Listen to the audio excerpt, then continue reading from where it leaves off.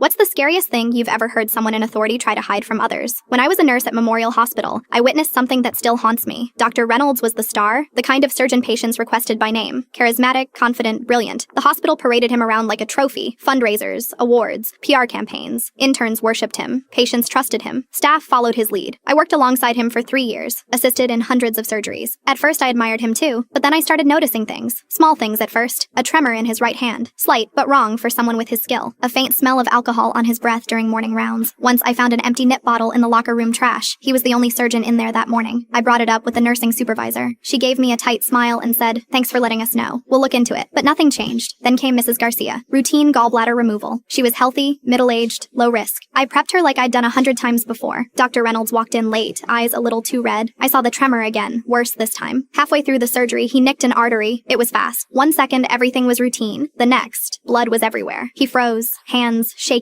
Instruments slipped. We scrambled, tried to control the bleeding, but he couldn't focus, couldn't lead. Mrs. Garcia bled out on the table. It was quiet in the OR when they called it. I stared at her body, stunned. Everyone knew something had gone horribly wrong, and everyone knew why. That evening, I was called into the chief of surgery's office. He was calm, composed. "The official report will state complications from pre-existing conditions," he said. "The family doesn't need details that would only cause pain." I couldn't believe what I was hearing. "But he was drunk," I whispered. "This is the 3rd time this month." The chief's expression didn't change. He slid a document across the desk. "Everyone on the surgical team will sign this, for the good of the hospital." I looked down. It was a formal incident report, carefully worded to avoid blame. No mention of impairment, just unexpected surgical complications. That night, I didn't sleep. I kept replaying the surgery, the moment we all realized he wasn't in control. I remembered the 2 other patients who'd coded during his procedures in the past month. Both had died. Both were chalked up to complications. I went back to the hospital the next morning and walked straight past my station, straight to HR, then to legal, then to the state medical board. I had notes, times, dates, behavior patterns. I documented everything. I hadn't planned it, not really, but something in me had started keeping records the moment I realized no one else would. The investigation took 6 weeks. Quiet, methodical, and fast once the board realized how much had been swept under the rug. Dr. Reynolds' license was suspended. The hospital administration was overhauled, and 7 families, 7, were notified that their loved ones hadn't died from medical complications, but from preventable surgical errors caused by an impaired physician. They had been lied to, reassured, sent home with vague condolences, all while the hospital protected its reputation. I transferred hospitals not long after.